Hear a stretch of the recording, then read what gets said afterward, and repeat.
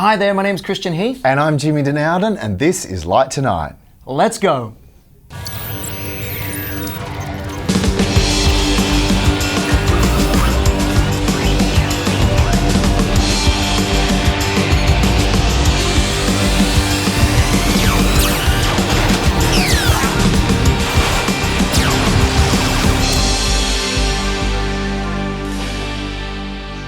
Summer Ends Music Festival in Tempe, Arizona ran over 4 nights, with all headliners, bar one, happy with the Elation Heavy festival rig.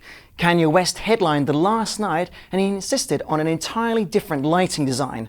Lighting supply Creative Backstage were instructed to strike the rig at midnight and install Kanye's rig by 8 a.m., a task that was simply impossible. Kanye wanted his infamous giant bank of par cans, which, combined with the hot Arizona temperature, resulted in a stage that you could cook a pizza on. Sourcing 360 black par 64s was difficult for Creative, not to mention the half day it took to cut all of the Lee half CTO gel required. Kanye's crew also switched the festival Avalites console for a couple of high-end systems Hog 4 consoles. Creative had to bring in a lot of extra power for Kanye, with 4 400 amp 3-phase runs split between 10 48 channel dimmers and 200 amp 3-phase for the motors. The whole back of the stage had 5 generators just for the lighting. Head to Light Tonight online magazine for the full and entertaining story. That's how long I've been on ya.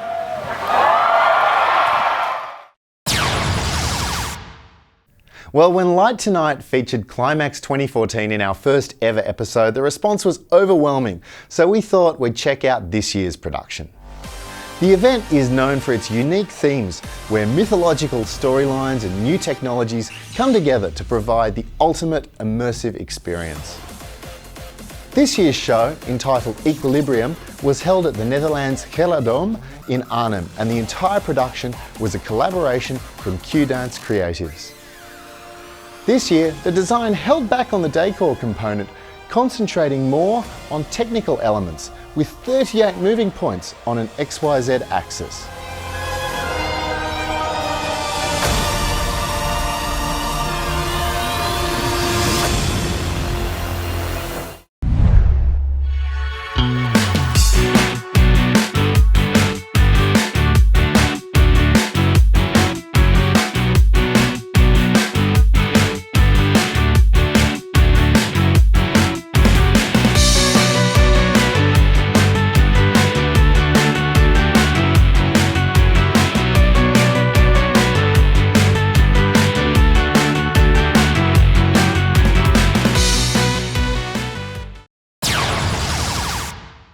Now it's time to review the Clay Paky Mythos.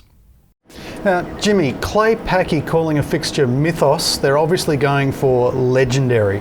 Do you think they're even there? Well, I'm not burdened with the benefits of a classical education, Jason, but I tell you what, this is a bloody good fixture. It really, really is. I'm extremely impressed by how well they've gone here. So it's a 470 watt discharge lamp, and it can work as a beam, a spot, or a wash, and does all 3 really well. Yeah, they don't technically call it a wash, but you know, we've got enough zoom range and a frost, you know, it's like you'd be hard pressed to deny its capabilities as a wash. Yeah, exactly. And so in spot mode, it goes from 4 degrees to 50. You put it in beam mode, and it goes down to 2.5. Yeah.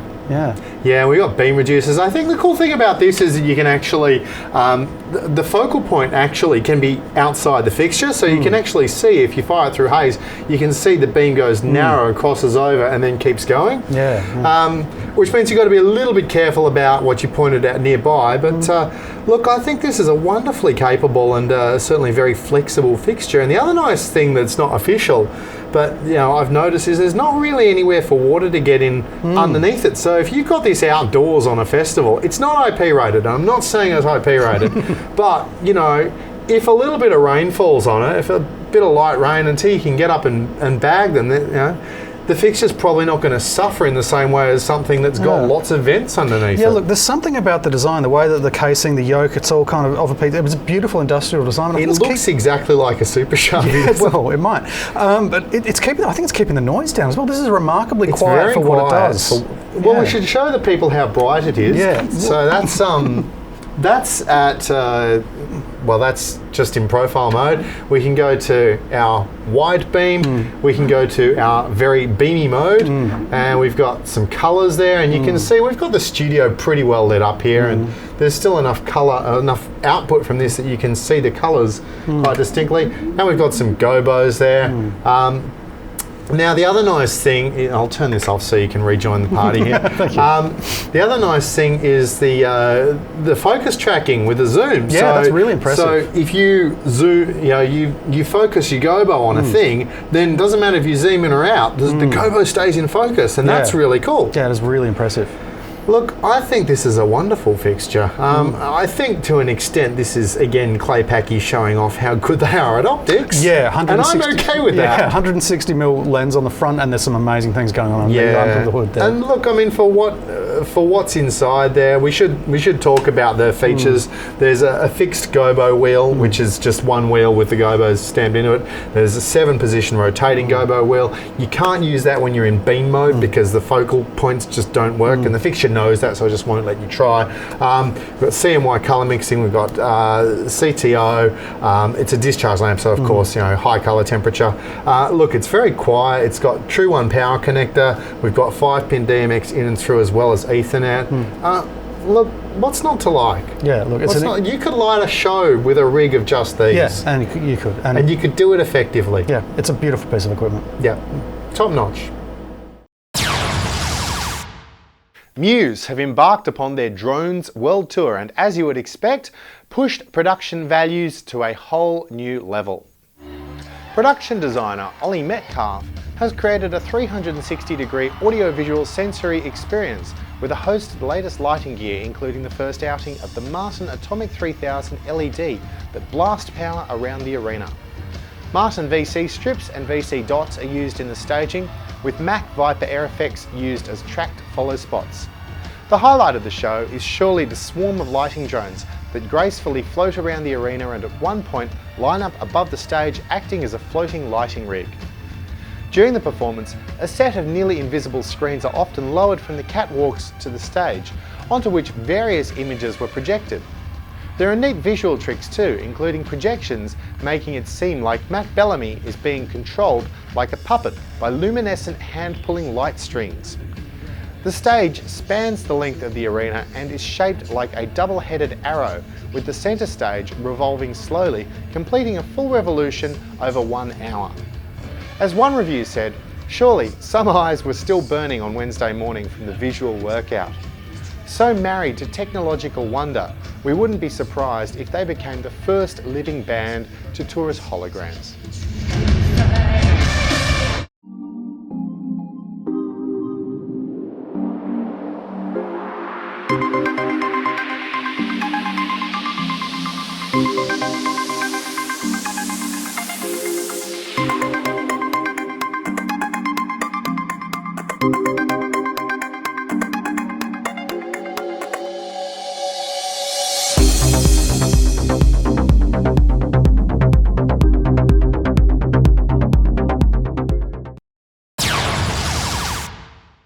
Here at Light Tonight, we love a good art installation, and Porta Estelar, the Catalan for Stargate, is a corker. The piece is an immersive light and sound installation inside a plane, an art project from Eduardo Cajal, who bought, transformed and adapted the plane. Through the creation of visual and sound sequences that suggest the idea of interstellar travel, the audience flies to outer space, encountering comets, planets, galaxies and alien worlds on the way.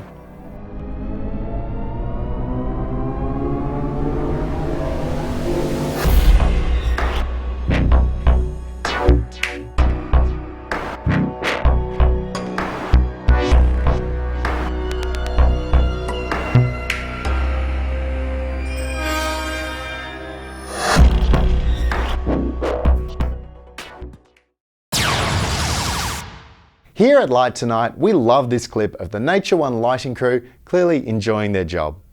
Nature One is one of the biggest European festivals for electronic dance music, staged at the former Pidna US missile base in Castellon, Germany, offering 4 different stages covering multiple EDM genres. The main stage, with lighting designed by Thomas Gerdon, relied on MA2 consoles, while DOT2 consoles took care of the Hexenhaus stage.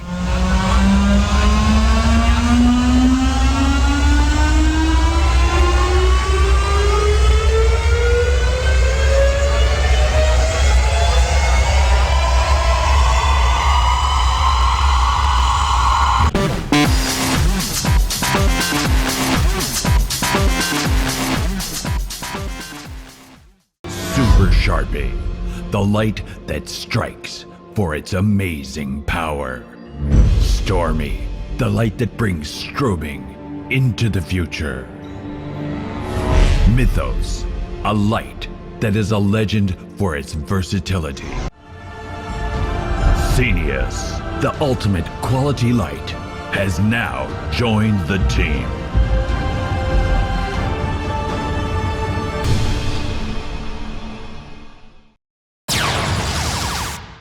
Jimmy and Jason had a look at the Elation Cupix WW4. Well, Jason, it was only a matter of time until someone reinvented the Molfay, and this is the Elation version, the Cupix Blinder WW4. Yeah, yes indeed. LED source. There's 4 100-watt white LEDs in here with a colour temperature of 3.2K. Okay, so warm white, we've got the option to individually pan both sections, and indeed we can control each of the 4 engines individually if we so desire. 6 different DMX control modes ranging from one channel, I like that. Yep. Through to 9 channels, and of course within those we've also got a couple of different dimming curve options as well, so that's nice. Yeah, also runs flicker free if you want to use it for TV and film, which is useful. That is very useful. Now they quote a 62-degree beam angle and a 100-degree field angle. I think you would do well to pay attention to the 100-degree thing, because it is a very wide output indeed. We're quite a long way off axis here, and you'll see if I spin this, we start to illuminate Jason. Look, I don't mind this. I think it's a cute take on the Molfay. Perhaps the one omission is that it's not IP rated, so I don't think we'll see them outdoors on festivals. I may be wrong. Certainly, if you know what the weather's going to do, that makes it a lot more predictable. Good safety anchor point, RDM capable, both 3 and 5 pin XLR and RJ45 connections as well, plus PowerCon loop through. Yep, and it's got the output because, you know, I was in fact blinded. So, you know, there you go. And like in fairness, we're running this way down on capacity. We'll insert some cutaways at some point so you can see it run full tilt. But yeah, Cupix Blinder WW4 does what it says on the box. It does. Madonna's Rebel Heart Tour sees the debut of the PRG ground control follow spots, happily controlling Bad Boys spot fixtures from the comfort of backstage. Operators control the pan and tilt of the Bad Boys, which are fitted with high-definition cameras, whilst the colour, beams and shutter are controlled from front of house. Claypaky Mythos and PRG Best Boys are the workhorses of the show, whilst fly-in square pods of Ayrton Magic Panel R's add sparkle and eye candy. Also on stage are GLP X4 and Sharpie washers, whilst lining the stage and extensive thrust are GLP X4 Bar 10 and X4 Bar 20 battens.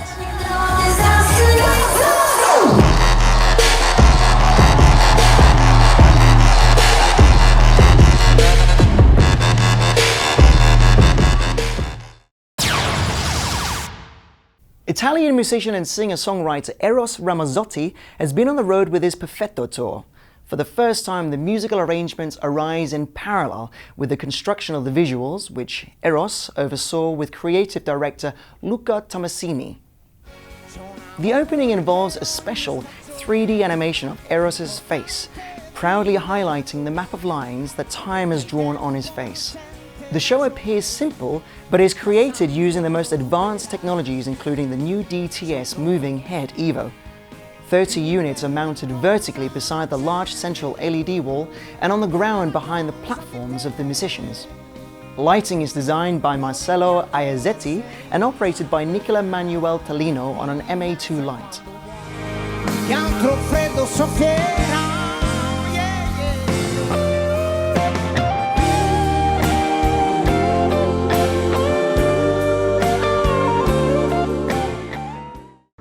Designed for smaller and mid-sized projects and venues, MA.2 offers advanced functionality with outstanding ease of use. Full tracking backup is available via plug-and-play networking. The .2 range is suitable for most theater, touring, corporate, television, and education lighting environments. Discover the free .2 on PC software and the free .2 3D visualization software. Test it for yourself.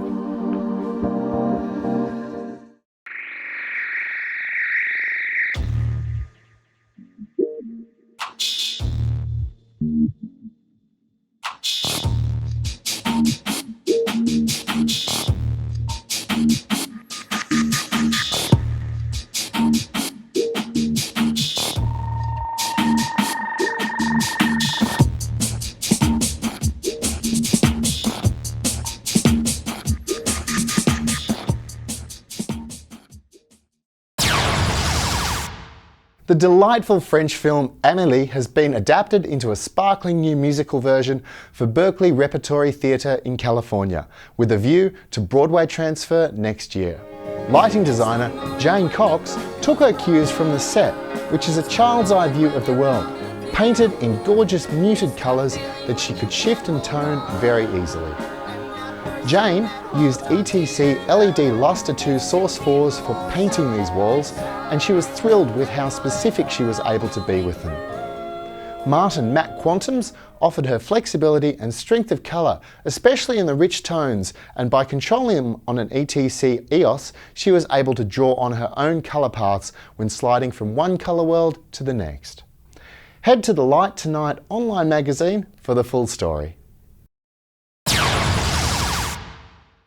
Clusters of Light is an epic production commissioned by Dr. Sheikh Sultan bin Muhammad Al Qassami to tell the story of Prophet Muhammad and the true meanings of his teachings. Sheikh Sultan had the work created in response to Islamic extremists wanting to spread the true peaceful message of Islam. Told with a cast of hundreds from many countries and encompassing spectacular and complex technical production, the show was first premiered in Sharjah in 2014. On this occasion, the show was remounted in Cairo, Egypt, as a gift from the Sheikh to the people of Egypt.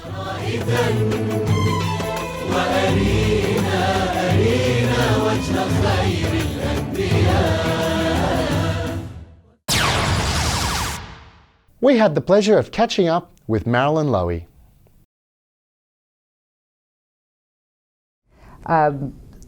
I lit the jazz singer concert sequences in 1979, and first tour was 1980. So I would say since 1980.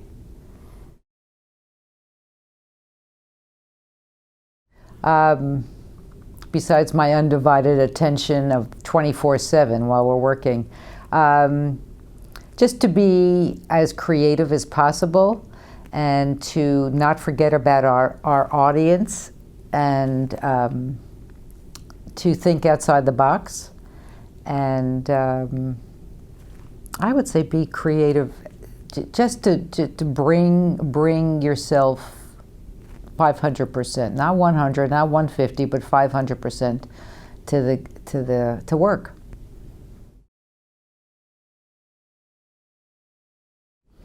I think that LED technology, because now they can compete in the marketplace as far as quality of light. We now have a great level, quantity of light level from the LED, and because of that, it creates another platform, another texture to the show, and I think that is fun, and I think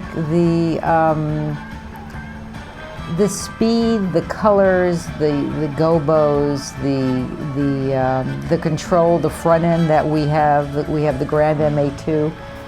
That's quite a versatile console. And you're only as good as your programmers, and you're only as good as I once said this, you're only as good as your smoke, as the haze in the air, the texture in the air. because without that you wouldn't see the beams. You just see the face of the light. And that's where we all started, looking at the face of the light with very little texture in the air.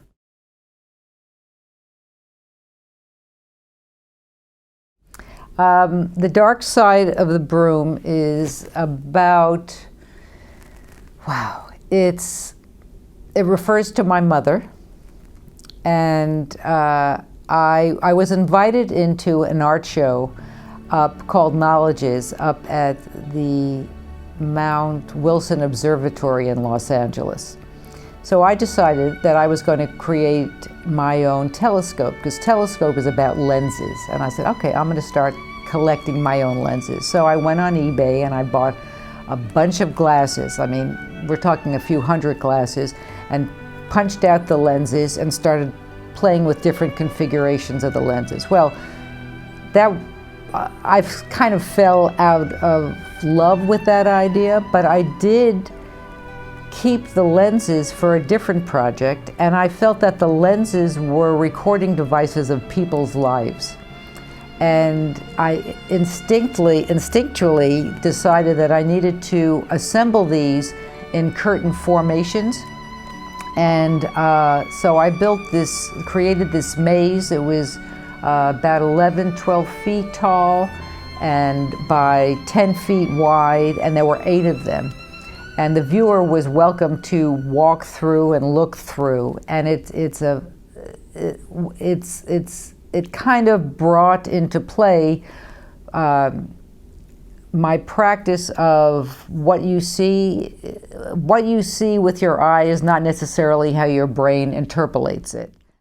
Thanks very much for joining us today, guys. If you've enjoyed it, don't forget to give it a thumbs up. And if you'd like to catch the next episode, subscribe to our channel below. And in the meantime, if you'd like to keep in touch, follow our Facebook page. We'll see you next time. See you guys.